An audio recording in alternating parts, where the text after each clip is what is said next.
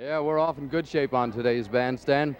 Today's Hollywood Hotline call is about, 4 years old, I guess. It may strike a familiar chord to you because once before we chatted with the Beatles here, and in anticipation of their visit next week when they'll be performing Strawberry Fields Forever and Penny Lane, we thought it would be interesting to reflect back on how perhaps they've changed a little bit, and the answers to their questions would be certainly different these days.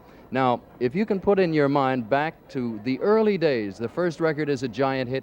People all over the world are just beginning to talk about the Beatles. Now, we took down the transcript, and I said something like, it's a big thrill to have the Beatles with us here on American Bandstand. And somebody said, Thank you. Thank you very much. Pleasure to be here. And then I think I got a hold of John. I said, John, can you tell us how the name for the Beatles was decided upon? And he said, Well, I had a vision when I was 12, and I saw a man on a flaming pie, and he said, "You are Beatles with an A," and we are. That's called that. Well, that's how it started anyway. You notice how the answers in those days were as flip, I guess, as they would be today, but it started a whole trend of that sort of an answer. Let me see what I asked them next. When did you make your first recording? I asked that of Paul. We made our first record at the beginning of 1963, and we had a hit with that.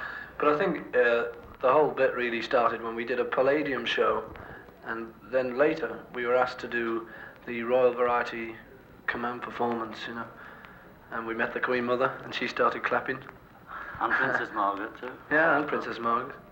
Now, this is an interesting answer because in its day, it was quite astounding because remember, this was early in the Beatles' career, but I asked George, how many records have you sold so far? Well, the last count was 6 million, I think. That's just Ringo's record. The others don't sell. 6 million records at that point. Now, as of January 1967, the Beatles, according to the Daily Mail of London Book of Golden Records by Joseph Morells, says they have sold 150 million records so far. So you can get an answer to that. Now, Ringo got on the phone. We said, we understand this, you know, when everybody was interested in the hair and so forth. And then in addition to the records, we said, we understand that your records are beginning to sell all over the world. Yes, well, we've heard that our latest record, I Wanna Hold Your Hand, came into the Australian top 20 right in at #1, which is very nice. And I think it's selling in Finland and Sweden and other places like that too. And then there was just sort of an exchange about, you know, that looks like a sign of real big success, and we hope you continue to sell many more, to which he said, Well, that's a nice thing to say, isn't it? We're very lucky. this was the kind of a time when people were, you know, astounded with the long hair bit, and you would never ask them a question like this today, but we said, tell me, is it true that you have your own personal hairdresser? No, it's a dirty room and we don't. No, we cut it ourselves. Paul got on the line then, and I said, how did you get the idea for the hairstyle? I think it was my dad, really. He said, you know, Paul, it's a bit square, the haircut I had, you know, short back and side. He said, why don't you go Beatle cut, son? Thanks.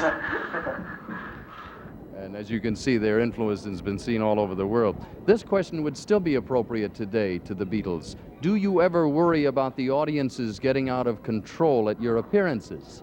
Well, they get exuberant, you know, but we enjoy it.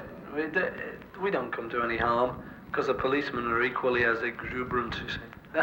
The police have a great time. It was a lot of fun in those days. As you see now, they no longer make personal appearances. They do record together.